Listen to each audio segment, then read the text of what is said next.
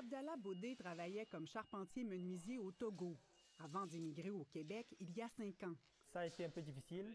Quand je suis arrivé, j'ai fait des pas pour travailler dans la construction. On m'a dit non, il faut retourner aux études. J'ai dit non, je ne peux plus, ça fait trop de... J'ai étudié longtemps, l'âge aussi passe. Comme la plupart des immigrants, il est finalement entré dans l'industrie lors d'une ouverture des bassins de main-d'œuvre. Une période pendant laquelle des travailleurs non qualifiés peuvent commencer comme apprentis, en raison d'une forte pénurie dans un corps de métier. J'ai les compétences, mais je n'étais pas reconnu. Il faut que je rentre. Le groupe Chevalier Séguin, qui lui a donné sa chance, compte 3 employés immigrants sur une vingtaine au total. C'est des gens qui travaillent extrêmement fort, donc dans notre cas, ça va vraiment super bien, autant sur le chantier qu'au bureau. La PME a appris à bien expliquer le fonctionnement de ces chantiers.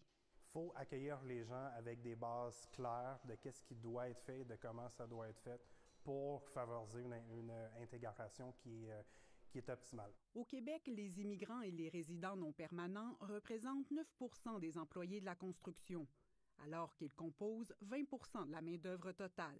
Il y a vraiment un rattrapage à faire. Il faut augmenter l'efficacité des politiques, clairement, parce qu'on a besoin que les immigrants contribuent non seulement à la demande de logement, ce qui est le cas, mais à l'offre. La proportion de travailleurs de la construction issus de l'immigration est plus de 2 fois supérieure au Canada, à 22 % et près de 4 fois plus élevée aux États-Unis, à 34 %.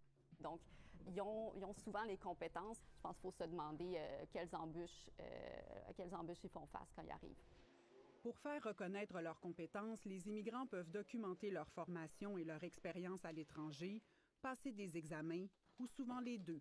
Juste de comprendre, puis là, OK, il faut que j'aille à tel endroit, puis eux, ils me renvoient à tel autre endroit. Donc, le parcours un peu du combattant qui peut aussi faire en sorte que ça peut être long, ça peut être décourageant. Donc, les personnes disent, bien, je vais faire d'autres choses ou c'est ça, je vais travailler hors décret.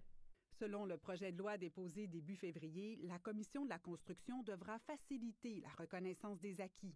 Il y a beaucoup d'opacité, il y a beaucoup d'obstacles à l'intégration des personnes qui proviennent de l'extérieur du Québec au secteur de la construction.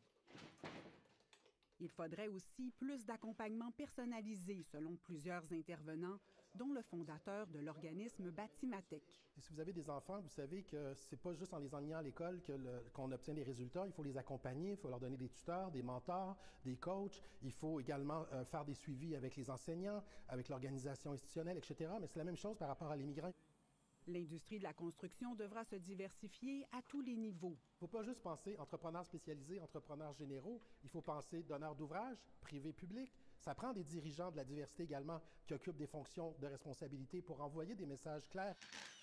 Québec espère que plus de travailleurs issus de l'immigration pourront utiliser leurs compétences sur les chantiers, comme le fait maintenant Abdallah. Là, tout va bien. Je me suis bien intégré. Tout le monde même dans la compagnie, je n'ai aucun problème. Le gouvernement ne s'est toutefois pas fixé de cible. Ici Marie-Claude Morin, Radio-Canada, Montréal.